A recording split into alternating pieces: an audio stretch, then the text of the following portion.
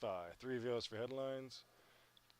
2, 1. Effects, mics. Next at 4, surveillance video shows a kid who looks like he's in his teens filling up on gas. Turns out that person was just 11. And that's not the only surprising twist. Then we take a look inside Nasim Agdam's home and we learn which local gun shop she went to buy a handgun to shoot up YouTube. And the Menendez brothers reunited in San Diego. The Fox 5 News at 4 starts right now. Live from San Diego, this is the Fox 5 News at 4. Good afternoon, I'm Jason Sloss. And I'm Jen Carlman. A judge showed no mercy to a Marine who killed 2 med students as he drove drunk and the wrong way on a local freeway. Jason Riley King was sentenced in the last hour, given the maximum punishment, 17 years in prison. Fox 5's Jamie Chambers was in the courtroom today. He's live with more. Jamie. Bring him up. Yeah, the judge said this is the most tragic case she's ever ruled on, saying the loss of Madison Cornwell, who was going to be a pediatrician, and the loss of Annalee Baldock is simply incalculable to the society, and then imposed the 17-year sentence. I cannot begin to understand or believe to know how you feel. It's 132 package, LQ, preventable crime, tag FS1. But please believe that the day has not passed by. I'm so sorry. 1 minute. It was the first time since the trial began. Ex-Marine Jason King addressed the families of the help others. Hopefully, in time, Jason King will choose to do the same. Serving time is his punishment. Serving others would be restitution. If any young people or parents are listening to this today, I hope that they use the example of Mr. Jason King and realize that this is a preventable crime. Drag him. He's up on FS1. Jason King did not ask for any leniency personally. He is 24 years old.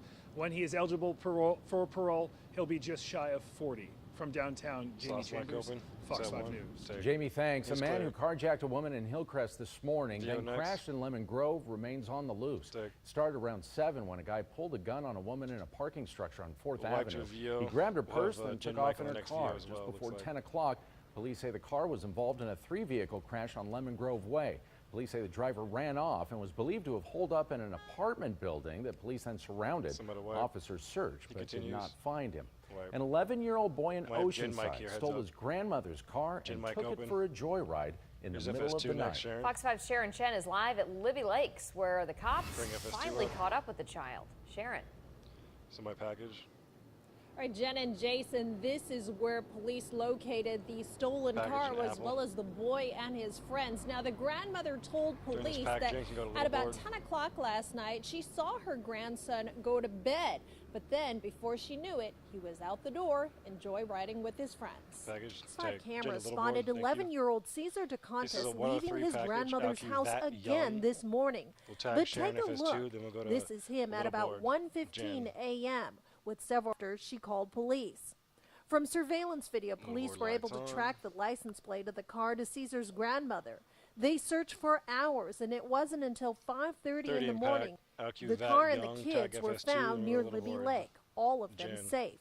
Police took Caesar and gave him back to his grandmother, but did not press charges. He's, being 11 years old, we turn him back over to his parents, if there's no, he wasn't, nobody was injured, nobody was hurt.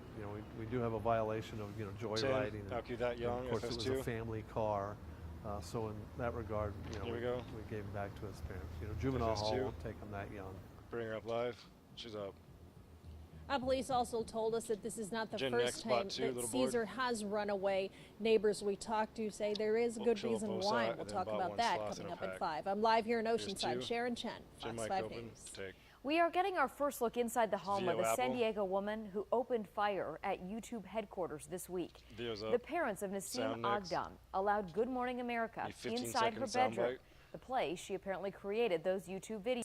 Her family says they're still trying to understand. Take 15 seconds. She didn't want to kill an ant, but she went there shooting at humans. Right now, I'm thinking she never hurt one ant.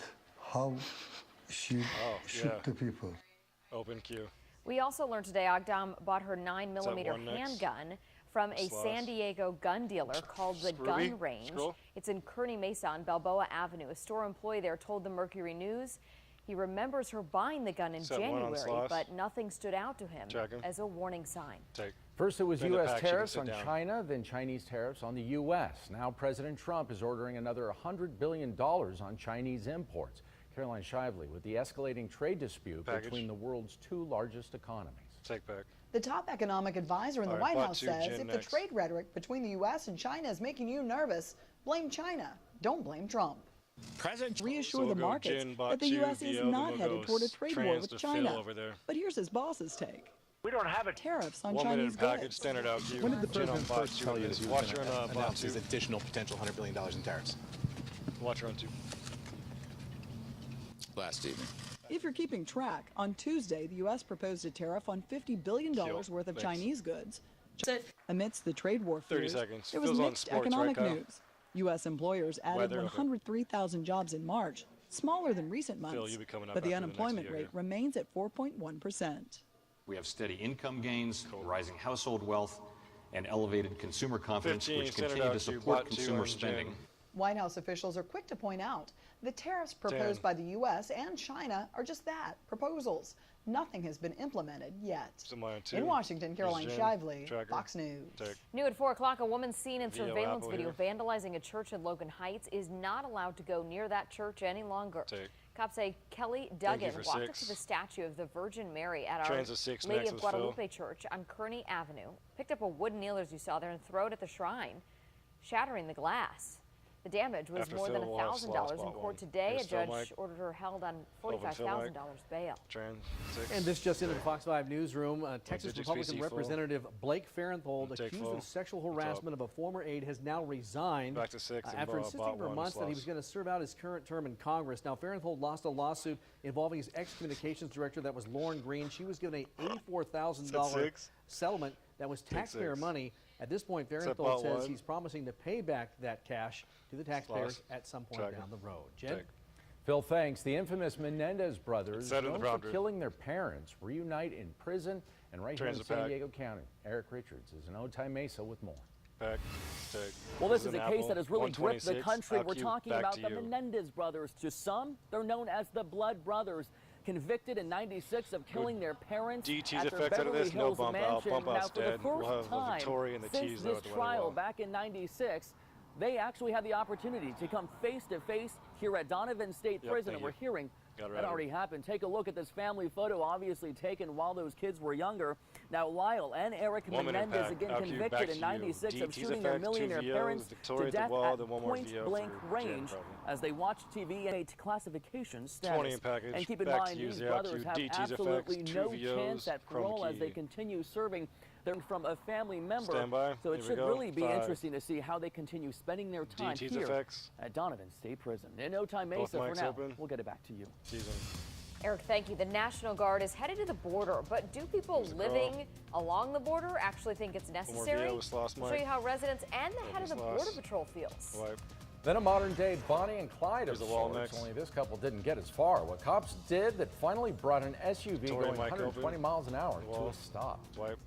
And it's a nice and mild Friday, dry in San Diego. System to the north of us bringing a good amount of rain to northern and central California. Will we see any showers in San Diego this weekend?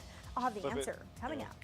And a couple in New Jersey just won $37 million in a lawsuit against one of the biggest companies in America, all because one of their products caused something very harmful. That story coming up at 5.